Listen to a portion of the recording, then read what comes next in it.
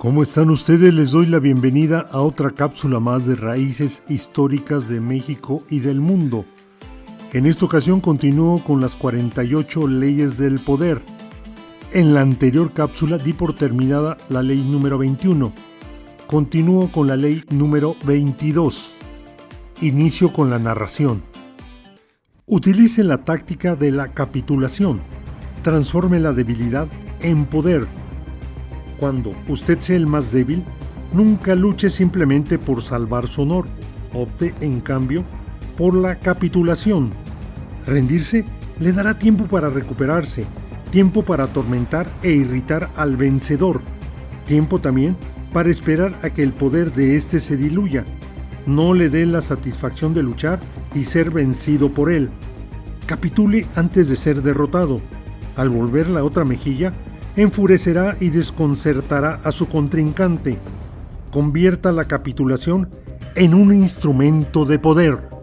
La interpretación de esta ley se basa en que tenga en cuenta que una táctica simulada de rendición resulta muy fácil engañar a las personas que intentan hacer ostentación de su autoridad. Al realizar usted muestras externas de sumisión, los hará sentirse importantes, satisfechas de ver que usted la respeta. Se convierten en un fácil blanco para el contraataque o para la burla sutil e indirecta. Proyecte su poder en el tiempo.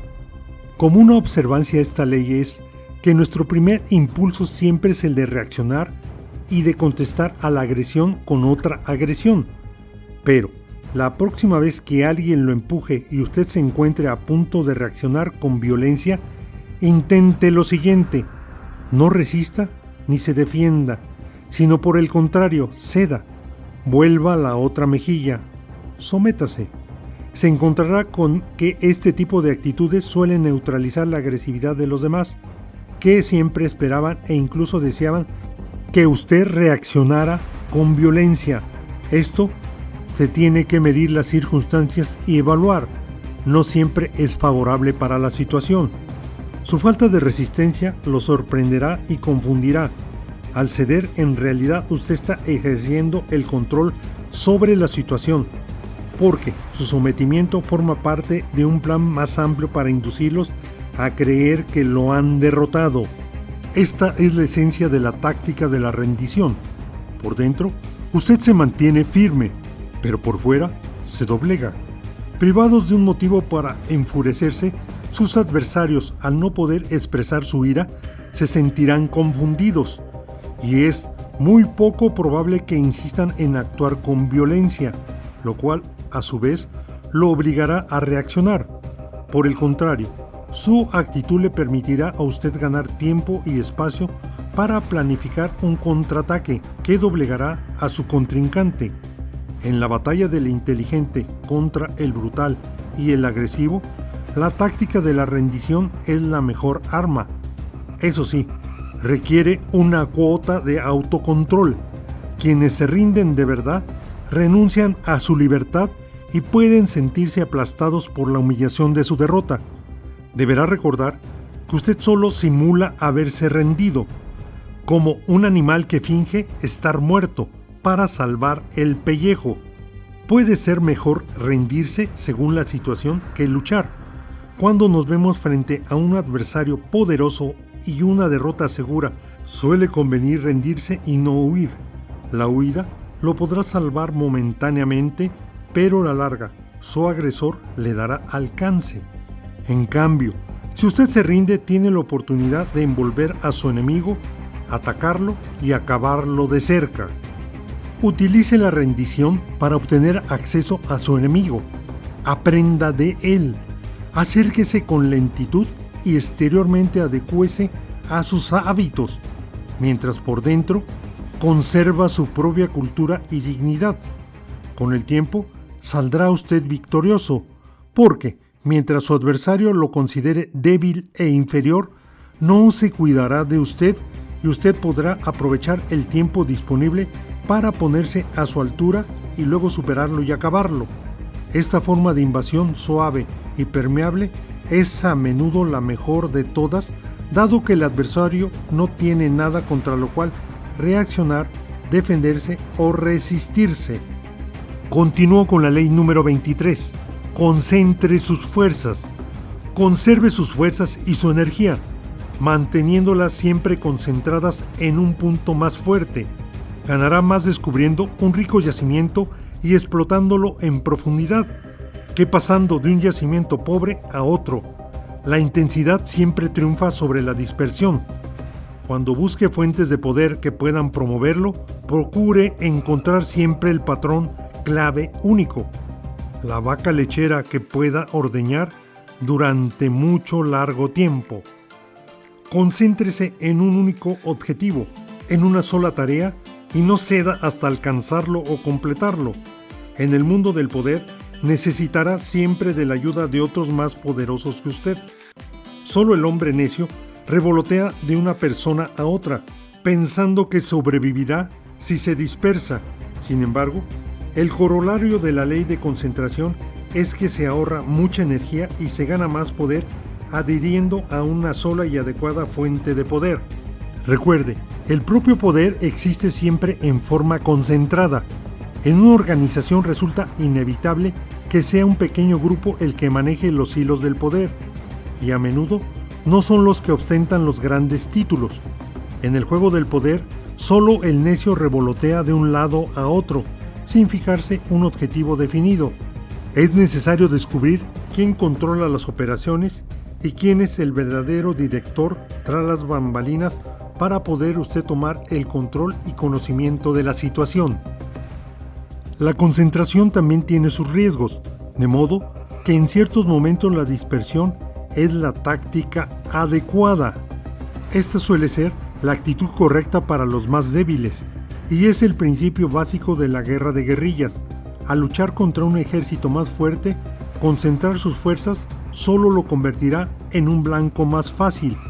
De ahí que convenga mimetizarse con todo el entorno y frustrar al enemigo con una presencia inasible. Continúo con la ley número 24. Desempeña el papel del cortesano perfecto. El cortesano perfecto, adulador e intrigante, prospera y alcanza su plenitud en un mundo en el cual todo gira en torno del poder y de la habilidad política. Domina a la perfección el arte de la oblicuidad. Adula, se somete a sus superiores y reafirma su poder sobre los demás de la forma más encantadora y graciosamente indirecta y falsa. Aprenda a aplicar las leyes del cortesano y su ascenso dentro de la corte no conocerá límites. Existen las leyes de la política cortesana. Una de ellas es: evite la ostentación. Nunca es prudente hablar mucho de usted mismo o llamar demasiado la atención sobre sus acciones. Cuanto más hable sobre lo que hace, más sospechas despertará. También generará envidia entre sus compañeros, como para inducirlos a que lo traicionen o a clavarle un puñal por la espalda. Tenga por lo tanto mucho cuidado de pregonar sus logros a los cuatro vientos y hable siempre menos sobre su persona que sobre los demás. Es preferible pecar de modesto y callado. Otra de estas leyes es: reste importancia a lo que hace. No demuestre nunca que está trabajando mucho. Su talento debe dar la impresión de fluir de manera natural, con una facilidad que lleve a los demás a tomarlo por un genio, no por un adicto al trabajo. Incluso cuando algo le exija mucho esfuerzo, hágalo parecer sencillo. A nadie le gusta ver sangre y sudor, que es otra forma de ostentación. Es mejor que se asombren al ver la facilidad con que usted obtiene sus logros y no que se pregunten por qué le costó tanto tiempo y esfuerzo lograrlos. Otra observancia de esta ley es: hágase notar. He aquí una paradoja. Usted no puede exhibirse de forma demasiado descarada y sin embargo deberá esforzarse por hacerse notar. Usted no tiene ninguna posibilidad de ascender si su jefe no lo distingue entre los demás compañeros. Esta tarea exige mucho arte. A veces el principio es cuestión de hacerse ver, en el sentido literal. Preste atención a su aspecto físico y luego encuentre la forma de crear un estilo y una imagen que sean distintivos de usted. Otro concepto de esta ley es: nunca critique directamente a quienes se hallan por encima de usted ni a su lado. Si bien esto parece obvio, suele haber momentos en que cierta forma de crítica es necesaria y en que no decir nada o no dar un consejo también haría peligrar su posición en un trabajo. Sin embargo, deberá aprender a impartir su crítica o su consejo de la forma más indirecta y cortés posible. Piénselo 2 veces o 3 veces antes de hablar y hasta asegurarse de que sus palabras serán lo bastante prudentes y discretas. Es preferible pecar de sutil y callado que pecar de lo contrario, hablador e ignorante. Un punto importante de esta ley es: controle sus emociones. Al igual que un actor en una gran obra teatral, deberá aprender a llorar y a reír a voluntad y en el momento más indicado. Deberá ser capaz tanto de disimular su ira y su frustración como fingir satisfacción y consenso. Usted debe de ser el amo de su propio rostro. Denomínelo mentir si quiere, pero si prefiere no involucrarse en este juego y ser siempre sincero y frontal, no se queje si otros lo califican de odioso y arrogante. Una frase que aplicaría esta ley es: el hombre que se conoce a sí mismo es amo de sus gestos, de su mirada y de su rostro.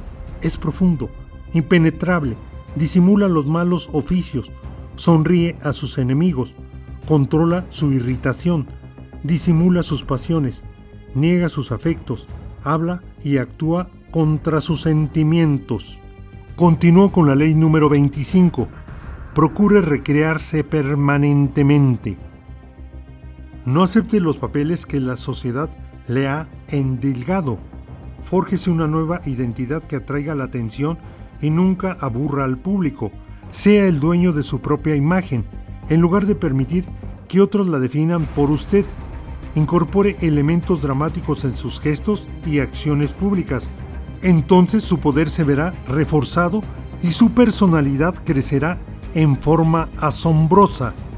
Un ejemplo de esta ley es de Julio César. Fue quizás la primera figura pública en la historia en comprender la relación fundamental entre poder y teatro. Ello se debía a su obsesivo interés por todo lo teatral. Sublimó ese interés convirtiéndose él mismo en actor y director del escenario mundial. Pronunciaba sus frases como si formaran parte de un guión, gesticulaba y se movía entre las multitudes teniendo siempre presente cómo lo veía el público. Incorporaba elementos de sorpresa en su repertorio, daba un énfasis dramático a sus discursos, escenificaba todas sus apariciones públicas. Sus gestos eran ampulosos y elocuentes para que el pueblo lo comprendiera al instante. Llegó a ser inmensamente popular. César estableció el ideal para todos los líderes y hombres de poder. Al igual que él, usted deberá aprender a magnificar sus actos mediante técnicas dramáticas, como la sorpresa, el suspenso, la generación de simpatía y la identificación simbólica. Además, igual que César, deberá tener constante conciencia de su público, qué cosas agradan y qué cosas aburren a los demás. Deberá ubicarse siempre en el centro de la escena, llamar la atención y nunca permitir que lo releguen a un segundo plano. Hay que comprender que la vida nos asigna un papel y una vez que uno ha aceptado ese papel, estaremos condenados a aplicarlo. Su poder debe quedar limitado a lo que se le permite el papel que usted mismo ha elegido o que lo han obligado a adoptar. Un actor, en cambio, interpreta muchos papeles.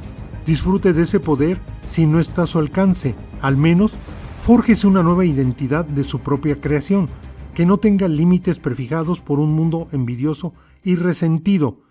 Este es un acto de desafío casi prometeico, lo convierte en responsable de su propia creación. Su nueva identidad lo protegerá del mundo, precisamente porque no es usted, sino un disfraz que se pone y se quita. Usted no tiene por qué tomar nada en forma personal, y su nueva identidad lo distingue y lo diferencia, le otorga una presencia teatral. Quienes están ubicados en los últimos asientos de la sala pueden verlo y oírlo. Quienes ocupan las primeras filas de platea admiran su audacia. Una frase que aplica a esta ley es la que Denis Diderot dijo: ¿acaso la gente en sociedad no habla de un hombre diciendo que es un gran actor? Con esto no se refieren a lo que el hombre siente, sino el hecho de que se destaca en la simulación, aun cuando no siente nada. Una contraposición a esta ley es: recuerde que la sobreactuación puede resultar contraproducente y constituye otra forma de invertir demasiado esfuerzo en el intento de atraer la atención. Lo que importa no es tanto lo que usted haga, sino cómo lo haga. Su gracia y su imponencia en el escenario social pueden servirle más que exagerar su actuación y moverse demasiado. Y por último, aprenda a representar varios papeles, hacer lo que el momento le exige. Adecúe su máscara a las situaciones, sea creativo y cambiante en cuanto a sus rostros que muestra al público. Esto le ganará adeptos y logrará su poder en pronto tiempo. Recuerde lo que hizo el dios Proteo. Este era un dios griego de los mares. Su poder provenía de su habilidad de cambiar de forma a voluntad, de ser lo que el momento exigía. Cuando Menelao, hermano de Agamenón, trató de apresarlo, Proteo se transformó en un león, luego en una serpiente, en una pantera, en un jabalí en las huidizas aguas de un arroyo y por último en un frondoso árbol, y nunca fue atrapado. Aplique la habilidad de ser todo para todos. Un discreto Proteo, un intelectual entre intelectuales, un santo entre santos. En esto radica el arte de ganar la adhesión de todos, ya que nada atrae tanto como lo similar. Observe los distintos temperamentos y adecúese al de la persona que tiene enfrente. Siga la corriente del serio y del jovial, cambiando con discreción de ánimo y modalidad. Continúo con la ley número 26. Mantenga sus manos limpias. Es necesario que en todo momento usted aparezca como paradigma de la corrección y la eficiencia.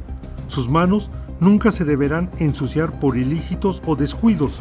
Mantenga esa apariencia impecable, utilizando a otros como testaferros o pantallas para ocultar, cuando sea necesario, su participación personal en hechos de esta índole que puedan manchar su imagen o su personalidad. Oculte sus errores y tenga siempre un chivo expiatorio a la mano. Recuerde que su nombre y su reputación siempre dependen más de lo que se oculta que de lo que se revela. Todo el mundo comete errores, pero quienes son realmente hábiles y sagaces se las arreglan para ocultarlos y hacer que otros carguen con la culpa. En tales momentos siempre se deberá tener a mano un oportuno chivo expiatorio. Es inevitable cometer un error de tanto en tanto. El mundo es demasiado impredecible. Sin embargo, los poderosos no caen por los errores que cometen, sino por la forma en que los manejan. Al igual que un cirujano, deben extirpar el tumor de manera rápida y definitiva. Las excusas y las disculpas son armas demasiado romas para una operación tan delicada, y los poderosos las evitan con cuidado. Al disculparse, usted da lugar a que se dude por su competencia y sus intenciones, y siembra sospechas respecto de otros posibles errores que quizás no haya confesado. Las excusas no satisfacen a nadie, y las disculpas incomodan a todos. Además, el error no desaparece con una disculpa, solo se profundiza y comienza a supurar. Lo mejor es extirparlo de inmediato, desviando la atención de nuestra persona y focalizándola en un chivo expiatorio conveniente, antes de que la gente tenga tiempo de ponderar nuestra responsabilidad o posible incompetencia. Una frase que aplica del general chino Mi Yanto decía: preferiría engañar a todo el mundo que permitir que el mundo me engañe a mí. El recurso del chivo expiatorio es tan viejo como la civilización misma, y se encuentran ejemplos de ellos en las culturas de todo el mundo. La idea central de estos sacrificios es la de trasladar la culpa o el pecado a una figura externa, objeto, animal o ser humano, que luego es expulsada, proscrita o destruida. Los antiguos hebreos solían tomar un chivo vivo, de ahí el término chivo expiatorio, sobre cuya cabeza el sacerdote apoyaba ambas manos mientras confesaba los pecados de los hijos de Israel. Tras haber transferido así los pecados del pueblo al chivo, la bestia era conducida al desierto y abandonada. En el caso de los atenienses y de los aztecas, el chivo expiatorio era un ser humano, a menudo una persona criada y alimentada para ese fin. Como se creía que el hambre y la peste eran castigos que los dioses imponían a los seres humanos por sus pecados, la gente no solo sufría por el hambre o la peste, sino también por culpa y vergüenza. Para liberarse de esa culpa, la transferían a una persona inocente, cuya muerte se destinaba a satisfacer a los poderes divinos y desterrar el mal de entre la población. Es una reacción muy humana la de negarse a buscar en uno mismo la culpa de un error o un delito, y en cambio echársela a alguien externo es más cómodo y limpia a uno de los errores cometidos. Una frase que aplica esta ley es: la insensatez no consiste en cometer una insensatez, sino en ser incapaz de ocultarla. Todos los hombres cometen errores, pero el hombre sabio oculta las faltas cometidas, mientras que el tonto las hace públicas. La reputación depende más de lo que se oculta que de lo que se ve. Si no puede ser bueno, sea cuidadoso. Con esta última ley doy por pausada las 48 leyes del poder. Próximamente continuaré con la ley número 27. Gracias por su atención y los espero en la próxima cápsula. Les habló Reinaldo Salinas. Hasta pronto.